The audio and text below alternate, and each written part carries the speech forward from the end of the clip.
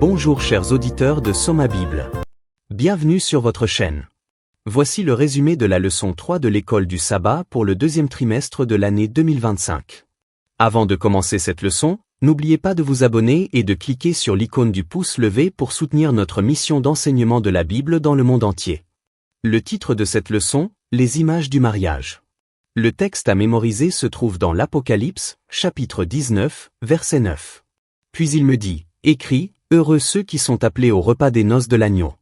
Et il me dit, ce sont là les véritables paroles de Dieu. Chers auditeurs, la Bible est remplie d'histoires d'amour qui révèlent magnifiquement la profondeur de l'amour de Dieu et son plan de salut. Parmi ces histoires, le lien sacré du mariage est l'une des illustrations les plus profondes. Lorsqu'il est vécu comme Dieu l'a voulu, le mariage devient une salle de classe divine qui nous enseigne son amour inébranlable, notre relation avec lui et les efforts incroyables qu'il a déployés pour nous racheter.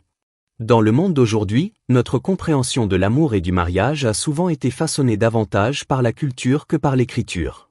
Cette vision déformée peut obscurcir les vérités puissantes que Dieu veut communiquer à travers l'alliance du mariage.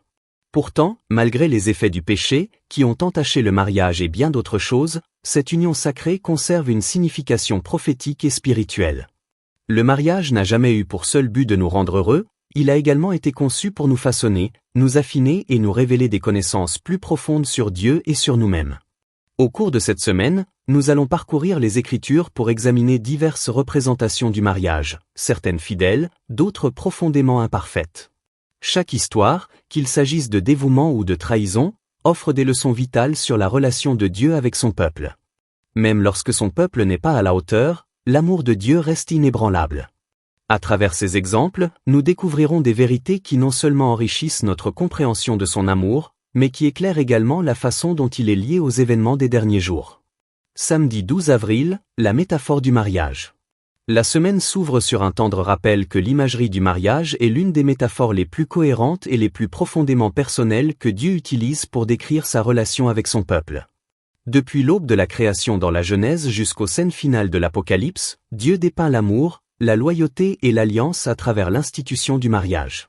Dans sa forme la plus pure, le mariage est le reflet de l'amour divin, un lieu où deux personnes ne font qu'une, où la vulnérabilité rencontre la confiance et où l'engagement mutuel est sacré.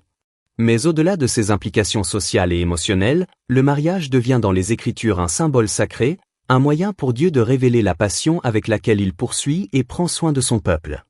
L'introduction du sabbat donne le ton à une semaine d'exploration de cette intimité divine et de ce qu'elle signifie pour ceux qui choisissent de faire partie de l'épouse du Christ.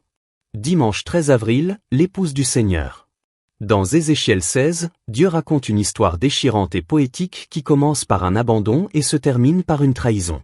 Israël est dépeint comme un bébé laissé à l'abandon, rejeté et oublié, mais Dieu passe et le voit. Il la recueille, la nourrit et la revêt de dignité et de beauté.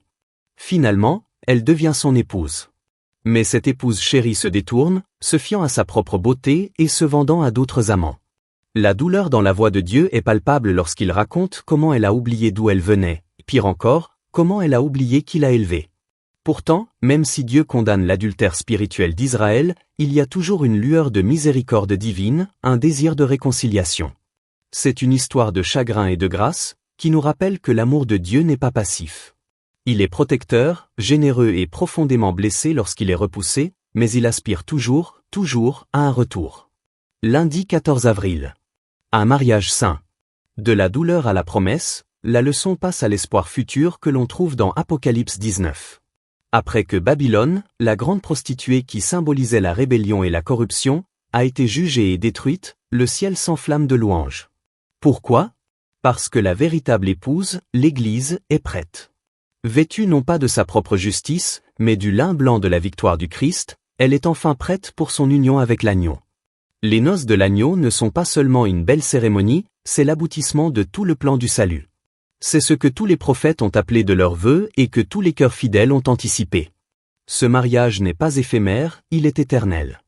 Et l'invitation n'est pas limitée, elle est étendue à tous ceux qui acceptent l'amour de l'agneau. La joie, la célébration, le festin, tout est centré sur un Dieu qui a attendu patiemment, préparé parfaitement, et qui se réjouit maintenant d'accueillir son épouse à la maison. Mardi 15 avril. Une église sans tache ni ride. Dans Éphésiens 5, Paul propose l'un des passages les plus connus comparant la relation entre un mari et sa femme à celle du Christ et de l'Église. Mais c'est plus qu'une métaphore, c'est une vision de la transformation. Le Christ ne se contente pas d'aimer l'Église de loin, il s'est donné pour elle. Il la purifie, la sanctifie et la prépare à être rayonnante, sans tache ni ride. Il ne s'agit pas de perfectionnisme, mais du pouvoir de purification de l'amour.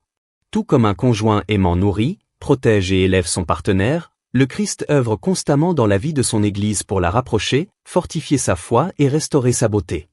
Le mariage, dans sa meilleure forme, est un espace où nous voyons des aperçus de cet amour rédempteur, où la grâce abonde et où le service désintéressé devient une seconde nature. Mercredi 16 avril. Idolâtrie et infidélité. L'histoire d'Osée et de Gomé est l'une des plus poignantes de toute l'Écriture.